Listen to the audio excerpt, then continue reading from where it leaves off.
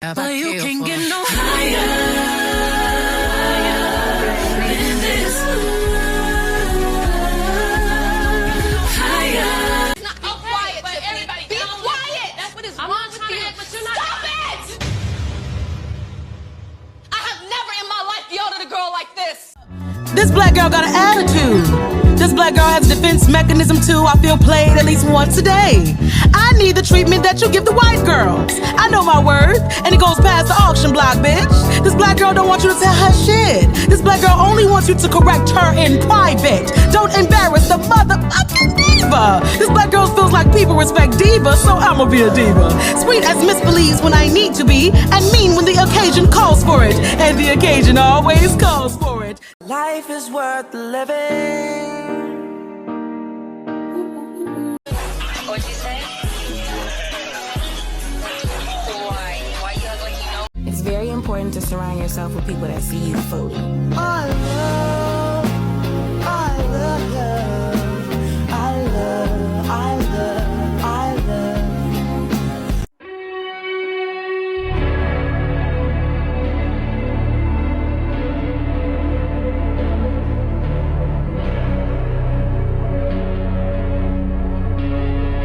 I'm gonna call you right back. I got something to do. So if you care to find me to the western sky, has someone told me lately, everyone deserves a chance to fly. And so write me a letter, I'll always be right here.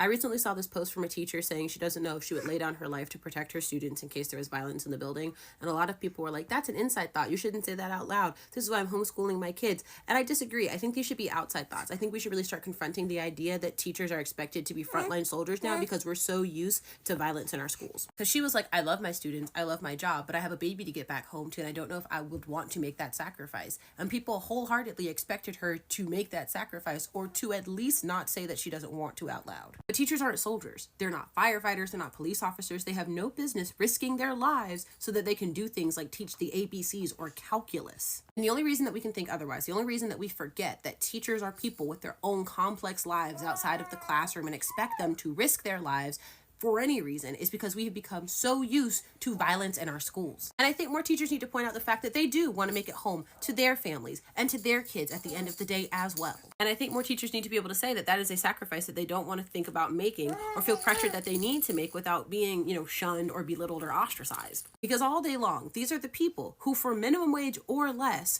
work really, really hard to educate the next generation. And that should be enough. Their classroom should not be a war zone. Their lives should not hang in the balance. And we, as people, should not expect that of them. Because as the daughter of a teacher, I know with confidence my mom would lay down her life to protect her students. But that means I would lose my mom. And while she'd be a hero and I completely understand why she would do it, I'd be pretty angry that she had to. Because at the end of the day, my mom is a teacher, not a soldier. And we need to remember that.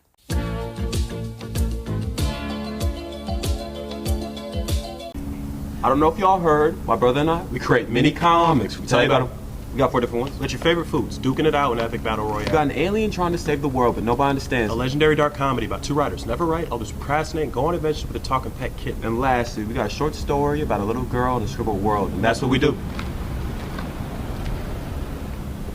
Hey, I've got a gun to your head. I'm about to rape you, and if you try to resist. And let me just say this. I'm so happy that I have a diverse audience. Anyone can enjoy my content. I love connecting with you guys. I love being able to understand different lived experiences and hear from you guys in the comments. Even if you aren't a black woman and you interact and you understand what I'm talking about, I love that. But by being here, you recognize and acknowledge that every single thing that I do, every step I take, every move I make, every breath I take is for black women.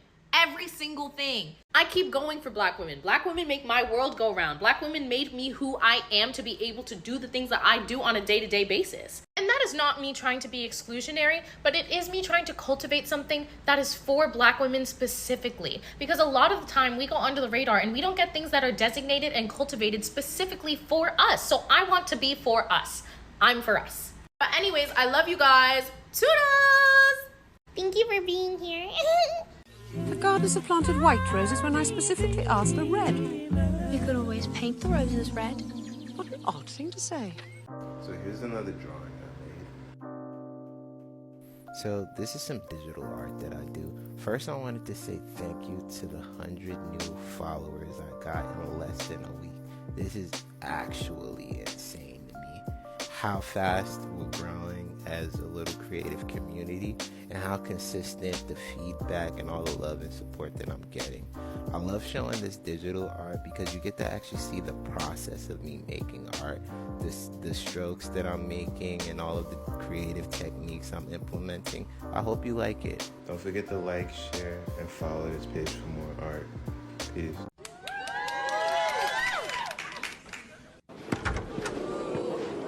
Okay, so one thing about Kendrick is he uses his social platform to speak about issues that matter to him. And it's in that same spirit that I'm asking you to watch this entire video till the end. I wasn't trying to trick you, I was just trying to trick the algorithm. I've been giving you guys updates about Alua and her family in the north near Jabalia, but I also wanted to give you some updates about Gigi and her family in the south in Rafah. If you've been here for a while, you know I was trying to raise money to help them prepare for the birth of their son, as well as a potential exit into Egypt. But their son is here now. His name is Kamal. He's a couple months old and he needs surgery. They were able to get him to see a doctor, I think a Kuwaiti doctor, who was kind enough to write things out for our sake, not for their sake, but our sake in English. I can't say everything that's on here because I think it will probably get the video flagged. But he has a growth on a very sensitive part of his body. I'm not an oncologist by any means, but my understanding is while it may be benign, it definitely also needs to be removed because it's causing other issues. So they are still raising money, and if you are able to, please donate to them. Please search Kendrick Lamar or anything else related to pop culture in the search bar after you watch this video. Leave comments, and this video is now more than 1 minute, so any proceeds that come from it will also be donated to them. Thank you.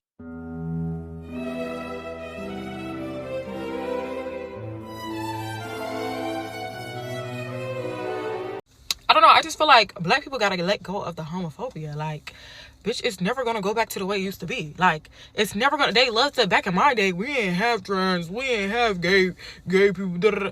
That was back in your day, bitch. Now, it's girls kissing girls. Girls kissing girls, like, it's girls kissing, bitch, it's a new dawn. It's a new day, like, just give it the program. Like, literally just give it the program, like, I think I'm finally ready to go out and meet new people, I said with immaculate confidence. I was then hit by a plane and pulverized instantaneously.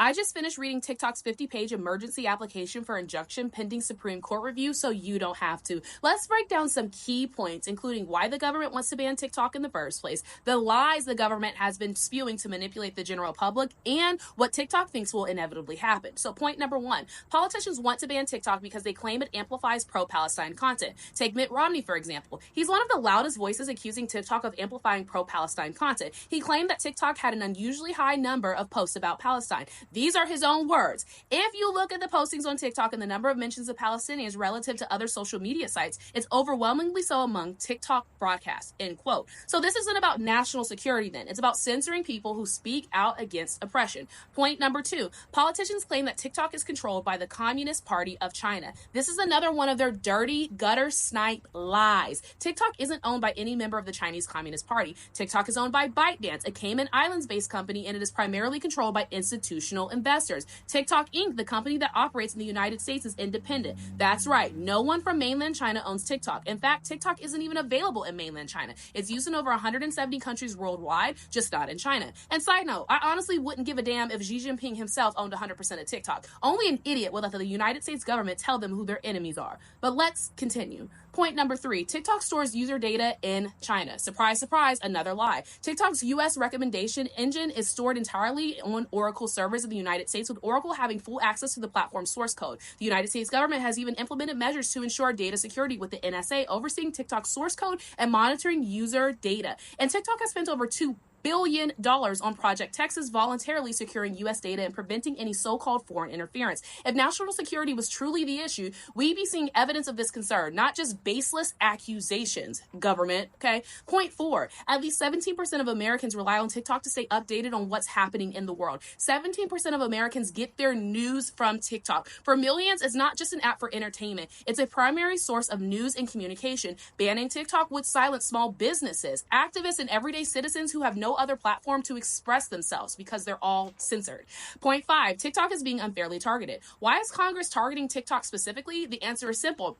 TikTok challenges the narrative. While other platforms like Meta pose greater security risks, TikTok has some of the best user protection practices in the industry. So why the focus on TikTok? It amplifies voices that some powerful figures don't want heard, like those supporting Palestine or the Black Lives Matter movement, speaking out on issues often ignored or distorted by mainstream media. This isn't about national security. It's about controlling speech and silencing alternative perspectives. The government doesn't like that we're rejecting the propaganda they feed to us by traditional media. The reality is that the government has made false claims throughout this entire process. They've told us that TikTok collects precise location information, but it doesn't. They falsely claim that TikTok's U.S. recommendation engine resides in China, and they've even suggested that U.S. user data is being sent to China to train TikTok's algorithm, which it's not. It's a lie. Point 6. TikTok is confident that it will prevail in court. The good news is that TikTok's legal team is confident in their chances, believing that they are likely to prevail if the Supreme Court steps in. If the Supreme Court denies relief, it would cause massive, irreparable injury affecting over 170 million Americans who use the app each month. That's why Congress has enacted an unprecedented restriction on free speech and why the battle for TikTok's survival isn't just about an app, it's about the future of digital expression in the United States. In the end, while lawmakers continue to hide behind national security rhetoric, the truth is clear. TikTok is a platform that they cannot control, and they're willing to go to extreme lengths to shut it down. But no matter what happens next, one thing is for certain: the truth will eventually come to light. From one autistic person to another, sometimes you do indeed have to sacrifice being right. Sometimes being right doesn't actually matter. Sometimes it just doesn't. Anyway. There are things we can do without the help of the White House. I know it feels like we can't and the problems are too big, but it's true. Climate change specifically, there's things that we can do and we can influence on the state and local levels. Like, is there a bus line or a bike lane that needs to be reinstated?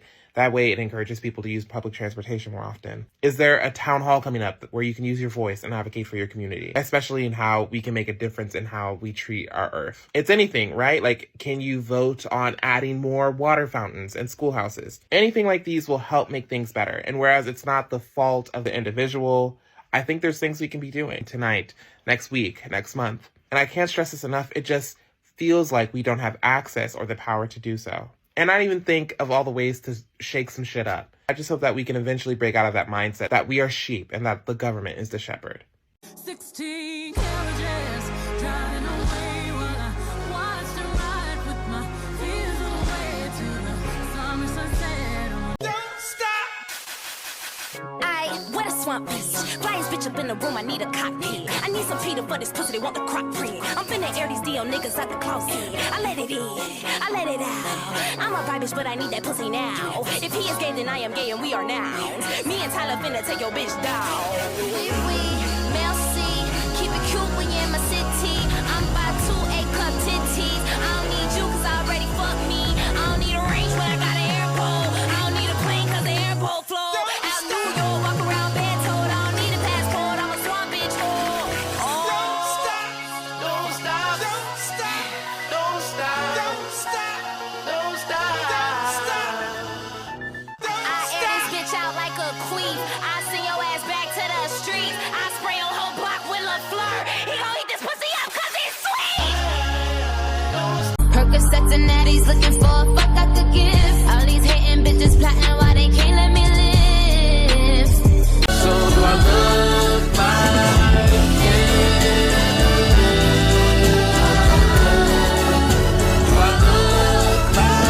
So whenever white people talk about current events and the social implications they may have, that's commentary.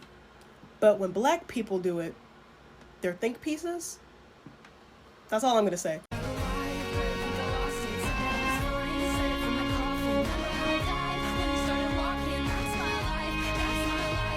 Okay, I just feel like this is the perfect opportunity for us to just take a second and kind of unpack what's happened to you. You know, this guy cheated on you and... Nah, fuck it. Platinum record this, viral record that. I'm making so much money, I'm all over the net. I'm moving so fast, no time to process. And no, I'm not in the game, but I'm always on set. Wristwatch, drip, drop, label, want the TikToks. Now I'm making TikTok music, what the fuck? I need a cleanse, need a detox, but we ain't got time to stop. The charts need us. And they do.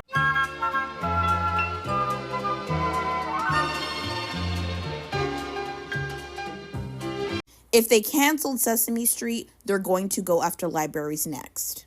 I am telling you, I see the writing on the wall. They do not want us to have access to education for our liberation. So this week, make it a point, put it on your calendar, put it in your phone, put a reminder, write it down somewhere and everywhere. Go to your local library, sign up or renew your library card and donate. Donate whatever you can, whether it's a pocket full of change, $5, $10, whatever you have lying around, donate it. Donate it and try to donate $5 like a month or $1 a month, $1 a week, whatever you can spare. They are going to try to pull funding for the libraries. I am telling you, I've been preaching libraries all year because I've seen the writing on the wall. Please be scared. The gardeners have planted white roses when I specifically asked for red. You could always paint the roses red. What an odd thing to say.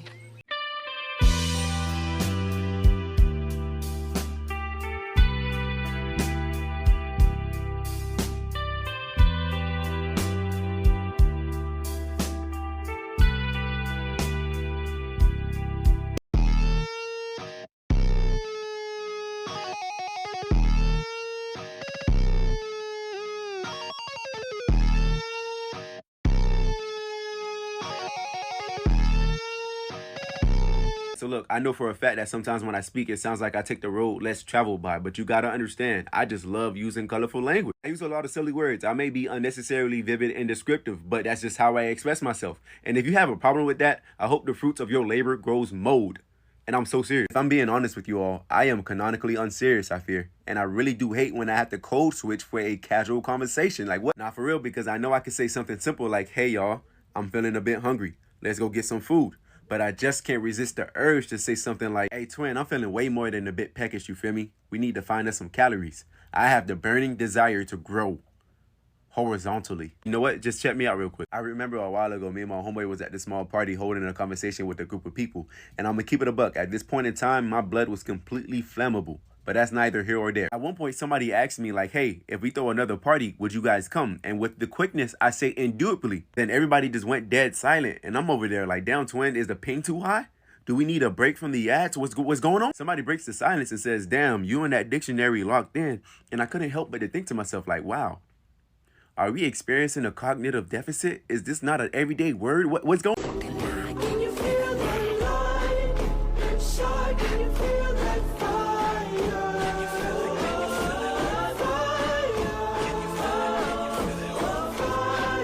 Excuse me, have you seen my boyfriend? My boyfriend? Have you seen my boyfriend? My boyfriend?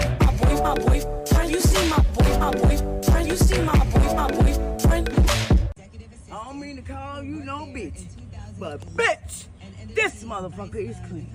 Miss Cynthia has entered the chat, and I'm trying not to fan out right now so that when you see me at work, Cynthia, you don't think I'm a crazy person. But it's taken everything in me. I'm just gonna say this. The first time I ever went to New York was about 8 years ago when I was 16, and I was able to see the Color Purple musical. I was there on behalf of the August Wilson Monologue Competition, and I saw the Color Purple musical, and no words. It was, life changed instantly. What? Hello? Don't cry, Jess. That feeling I couldn't put into words, but it came back to me when I saw Wicked, and I hope that this video could give you even a fraction of that feeling that you give me and so many others. Thank you. I'm continuously and forever holding space for your brilliance. And yeah, I love you. Thank y'all for sharing this so she could see it, and I'll see you at work, boo. Mwah. Hashtag unlimited. Unlimited. Ah!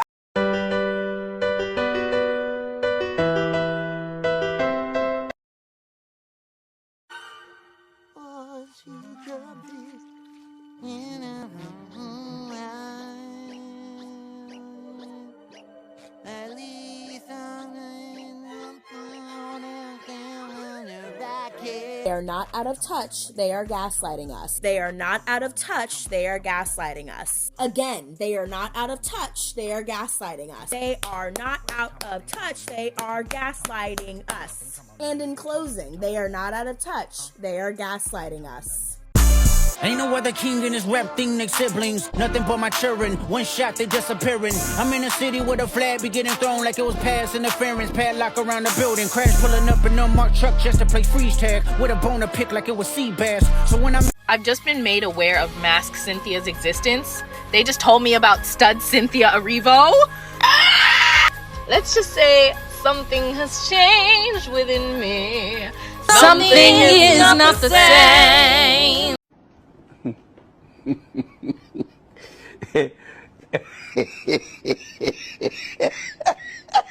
I just think if I'm having a bad gender day, we all should watch the fuck out, because if I don't rip off my wig, my skin, or my balls, you need to lock your doors because I'm coming for yours.